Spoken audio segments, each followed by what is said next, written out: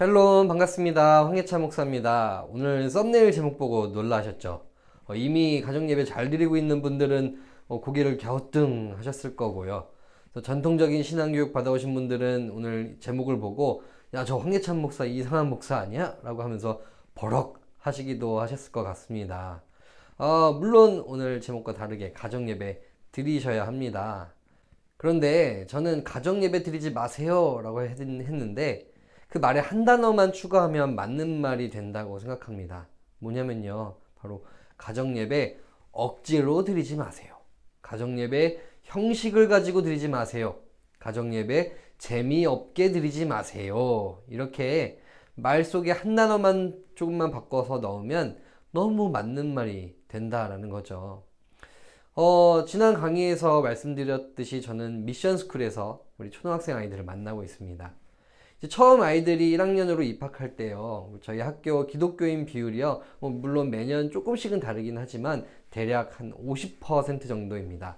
일반 공립학교에서는 절대 나올 수 없는 엄청 많은 기독교인 비율이죠. 왜냐면 많이 지원을 하니까요.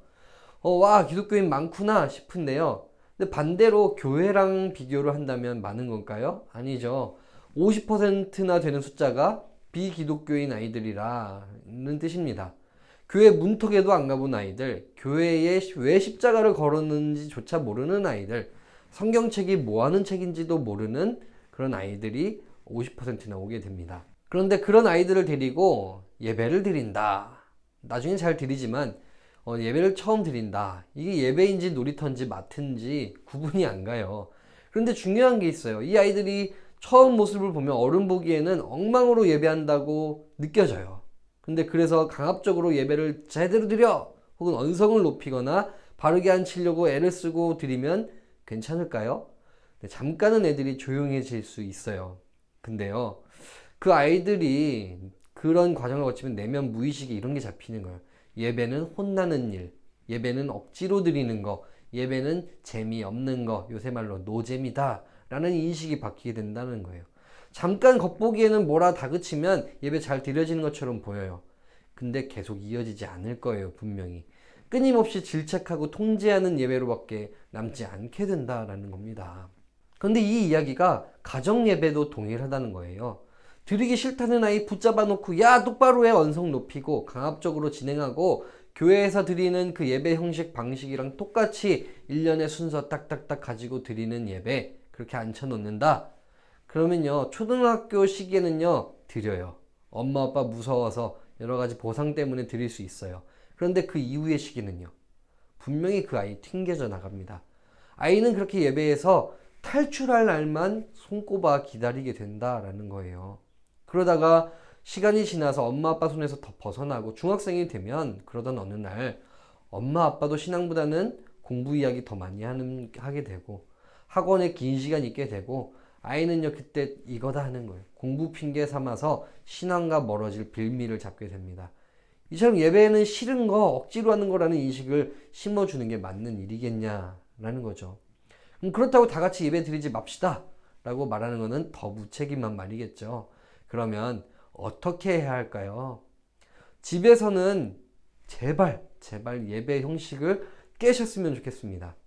앉아서 형식적인 기도를 하고 애들 잘 알지도 못하는 찬송가, 어른 찬송가 부르고 뭔 이야기인지도 애들이 이해 못하는 그 성경 본문을 강제로 읽고 또 암송하게 하는 방식을 좀 벗어나자라는 거예요. 아이들이 교회에서 즐겨 부르고 좋아하는 찬양 부모님이 먼저 익히셔야 됩니다. 배우셔야 합니다. 아이들의 찬양이요, 아이들이 제일 좋아하는 18번 곡 최애 찬양 아십니까? 모르시면 절대 신앙교육 할 수 없습니다. 철저하게 아이들의 그 가정 예배를 아이들 취향으로 바꿔 하시기 바랍니다. 물론 때로는 조용히 앉아서 하는 모습도 필요하죠. 그런데 무릎 꿇고 앉아서 정적으로만 하지 않는 예배 되게 하시고, 요새 집에서 TV 연결해서 홈트 많이 하시지 않습니까? 홈트 대신에 아이들 신나는 찬양 연결해서 큰 화면으로 틀어놓고 같이 따라하고 뛰는 시간을 갖기를 바랍니다. 그리고요, 혹시 내 자녀는 그런 거 안 좋아해요? 그럼 혹시 그림 그리기 좋아하는 아이가 있나요? 그럼 과감하게 예배 형식 다 던져버리세요.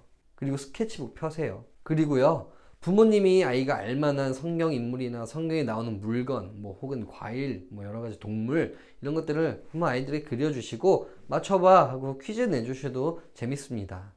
반대로 아이가 그 역할을 해도 돼요. 성경 직접 찾아본 다음에요. 본인이 그리고 또 부모님이 맞춰보게 해도 참 좋아합니다. 애들이 무슨 내용인지도 모르고 주문처럼 본문을 억지로 읽는 것보다는 그런 활동들이 훨씬 더 아이들 마음속에 말씀이 깊이 들어갈 수 있습니다. 그리고 나서 좋다면 왜 그렇게 그렸는지, 그리면서 어땠는지 대화까지 나누신다면 100점짜리 신앙교육 될 수 있을 것 같습니다. 더 어린 자녀들이요? 그러면 인터넷에 수없이 많은 성경 관련 컬러링북 자료 검색하면 얼마나 많은데요. 그거 활용하셔도 좋을 것 같습니다. 그런데 혹시, 그것도 힘들어요, 목사님. 힘들죠. 하루 종일 집안일 하랴, 회사에서 치이고, 돌아와서 또 아이들 교육시키라. 힘들어요. 그러면요, 열심히 하시다가 힘든 날은요, 과감하게 아이들과 성경 애니메이션 유튜브 많습니다. 보시면서 이야기 나누시길 바래요. 대신에요, 그냥 넋놓고 보진 마시고요, 최대한 말씀 내용 가지고 아이들과 함께 토론하고 떠드시면 좋겠어요. 그게 사실 이스라엘 사람들이 하는 교육 중에 최고인 하브루타 교육이라고 할 수 있습니다. 보시긴 보시되 정말 중요한 건 아이들 혼자 보도록 내버려 두지 마시길 바랍니다. 꼭 같이 보셔야 합니다. 왜냐하면요, 아까 전에 예배 형식을 깨라고 말씀드렸는데 형식을 깨라고 말씀드렸지 이것도 예배는 예배인 거예요. 예배란 무엇입니까? 함께 하는 거죠. 공동체성이 있을 때 그걸 예배다라고 불러요. 가족이 둘러 앉아서 성경만 보시고 함께 하나님 생각도 하고 하나님 이야기를 함께 나눌 때 그 자리가 예배가 되고 의미가 있는 겁니다. 지금까지 나눈 제안들은요, 극히 일부분일 뿐이에요. 앞으로 더 많은 팁들을 드리긴 할 건데 각 가정에 맞게 아이디어를 모으시고 또 내 아이는 이런 거 좋아해요 하면 그거를 같이 해보시고 또 하다못해 먹는 거 좋아하는 아이다. 야식 먹는 시간 통해서요, 그냥 드시지 마시고 그 시간 통해서 애찬식도 가져보시면 좋을 것 같습니다. 이거 이렇게 하는 게 예배 맞나요? 그 질문을 하실 시간에요, 아이 한 번 더 안아주시고요, 칭찬해 주시고 그 시간에 축복해 주시면 너무 좋을 것 같습니다. 우리에게 중요한 것은요, 무엇을 하느냐가 아니고요, 어떤 형식이냐가 아니고요, 가족이 함께 하는 시간을 갖고 그리고 강압적이 아니고 자발적으로 아이들이 좋아하는 시간이어야 한다. 그게 제일 중요할 것 같습니다. 그리고 아이들에게도 꼭 설명해 주시기는 하셔야 돼요.